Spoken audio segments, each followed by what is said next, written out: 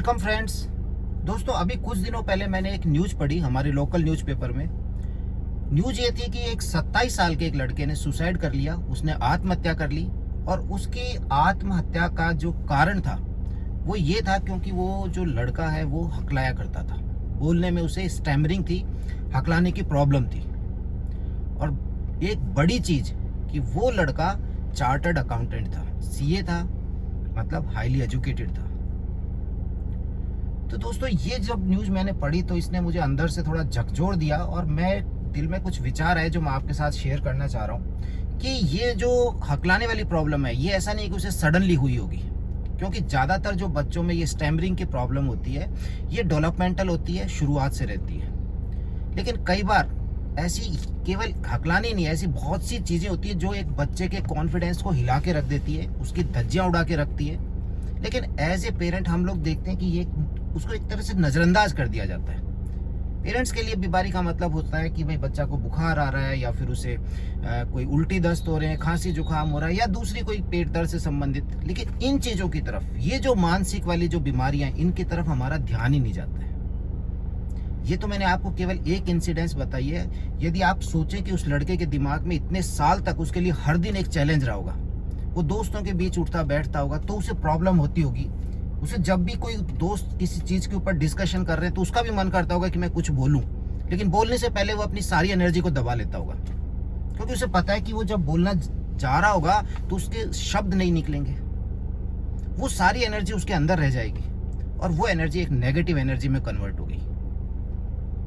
ऐसी एक और मैं आपके साथ में, आज का मेरा वीडियो ऐसा नहीं कि मैं इस स्टैमरिंग से रिलेटेड बना रहा हूँ या इसका कोई उपाय बताऊंगा।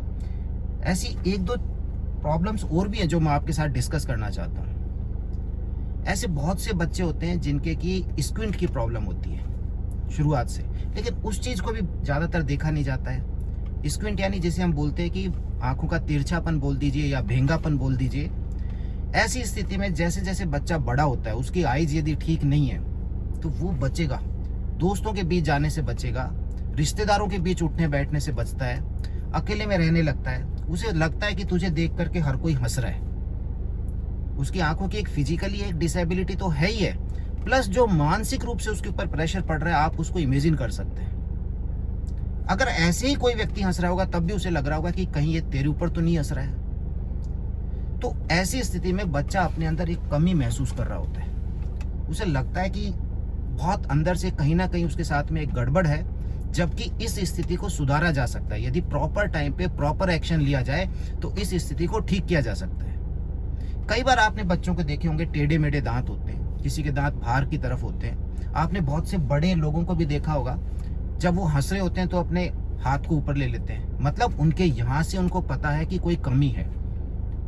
वो चार लोगों के बीच में बैठते हैं, कहीं जाते हैं, उनको एक सबकॉन्शियस ब्रेन के अंदर एक ये बात चल रही होती है कि नहीं, तुम्हारे साथ तुम्हारी फिजिकल अपीयरेंस में कहीं ना कहीं एक गड़बड़ी है।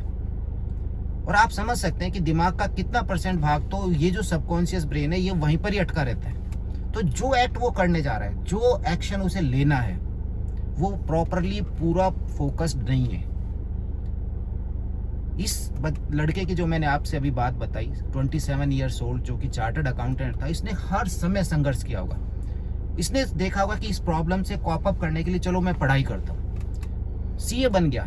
लेकिन आप कुछ भी कर लीजिए, आपको सोशल लाइफ में तो निकलना ही है, आपको लोगों के बीच उठना बैठना है, आपको लोगों के बीच जाना है, तभी जाकर के प्रोग्रेस होगी। और जहाँ पर आप ये समझेंगे कि मेरी फिजिकल अपीयरेंस में गड़बड़ी है, वहाँ पर आपकी जो परफॉर्मेंस है वो गड़बड़ हो जाएगी। एक अच्छी हेल्थ, हम सब लोग एज ए पेरेंट क्या चाहते हैं कि हमारे बच्चे हेल्दी हो, हैप्पी हो। लेकिन हेल्थ का मतलब क्या होता है?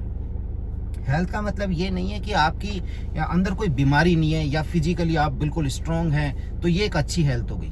दुनिया की सबसे बड़ी संस्था हेल्थ से रिलेटेड, जिसे हम बोलते हैं वर्ल्ड हेल्थ ऑर्गेनाइजेशन, उसके अनुसार भी हेल्थ की डेफिनेशन यही है कि हेल्थ का मतलब केवल बीमारी का नहीं होना, ऐसा नहीं है। हेल्थ आपके फिजिकल पार्ट होना चाहिए, आपका मेंटल पार्ट होना चाहिए और सोशल पार्ट। ये तीनों एस्पेक्ट आपके अच्छे होने चाहिए, तभी हम कहते हैं कि ये एक अच्छी हेल्थ है। तो आज इस वीडियो के माध्यम से मैं सभी पेरेंट्स से, आप सभी से एक ये रिक्वेस्ट करना चाह रहा हूँ, सजेशन देना चाह रहा हूँ कि बच्चे की मेंटल हेल्थ का ध्यान रखें। जो 3 चीज़ें आज मैंने आपके साथ एक्सप्लेन करी है, जिसमें मैंने आपके साथ स्टैमरिंग वाली, हकलाने वाली प्रॉब्लम बताई, स्क्विंट की प्रॉब्लम या भेंगापन बताया आँखों का, दांतों से रिलेटेड बताई है। ये 3 चीज़ें तो मुझे ऐसे याद आ गई, तो मुझे लगा आप लोगों के साथ शेयर करता हूँ। ऐसी बहुत सी चीज़ें हो सकती हैं बच्चों के साथ में, जहाँ पर वो अपने आप के अंदर एक कमी महसूस कर रहा होता है। आप उस चीज़ को पकड़िए, बच्चे के साथ बात कर सकते हैं। इन चीज़ों के सही समय पर सही एक्शन लिए जाएँ तो ठीक हो सकती है। रिसर्चेज की बात कर रहा हूँ मैं आपके साथ। ये मेरे हाथ में एक बहुत अच्छी रिसर्च है जो कि स्क्विंट से रिलेटेड है, भेंगेपन से रिलेटेड है आंखों के।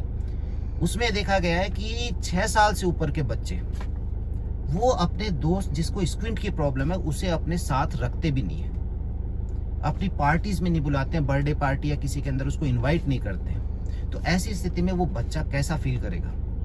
आइसोलेटेड फील करेगा, दोस्तों के बीच नहीं उठता बैठता। मैं बार बार आपसे यही चीज़ कहना चाह रहा हूँ कि ये करेक्टेबल चीज़ है। इसे सही समय पर यदि आंखों के डॉक्टर को दिखाया जाए तो ये चीज़ सही हो सकती है। दांतों वाली प्रॉब्लम है, आप डेंटिस्ट के पास जाकर ब्रेसिंग करा सकते हैं, दूसरी चीज़ें करा सकते हैं। उससे उसके अंदर एक कॉन्फिडेंस बहुत तेज़ी से ग्रो अप होगा, बहुत अच्छा बढ़ेगा। स्टैमरिंग की प्रॉब्लम है, स्पीच थेरेपी का सहारा लिया जा सकता है। स्पीच थेरेपिस्ट को से कंसल्ट करके इस चीज़ को ठीक किया जा सकता है। तो दोस्तों, फिजिकल हेल्थ के साथ साथ में बच्चे को डाइट क्या देनी है, बच्चे को एक्सरसाइजेज से रिलेटेड मैं आपके साथ वीडियो शेयर करता हूँ। लेकिन ये मेंटल हेल्थ वाला पार्ट बहुत इंपॉर्टेंट है।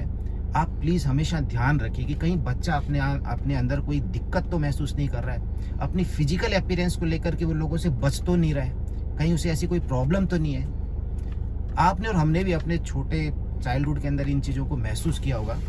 यदि आपने कुछ महसूस किया है तो ज़रूर कमेंट सेक्शन में ज़रूर बताइएगा कि क्या आप लोगों को भी कभी ऐसा लगा कि सही समय पर ये चीज़ करेक्ट की जाती तो शायद मेरा आज कॉन्फिडेंस लेवल और ऊपर होता। तो कमेंट्स के अंदर ज़रूर कीजिएगा। और मुझे पूरी उम्मीद है कि आपको वीडियो अच्छा लगा होगा, इससे कुछ इन्फॉर्मेशन मिली होगी। बच्चों की मेंटल हेल्थ का प्रॉपरली पूरा ध्यान रखें, और वीडियो अच्छा लगे तो इसे लाइक करें, शेयर करें, एंड प्लीज़ चैनल को सब्सक्राइब करें। Thank you.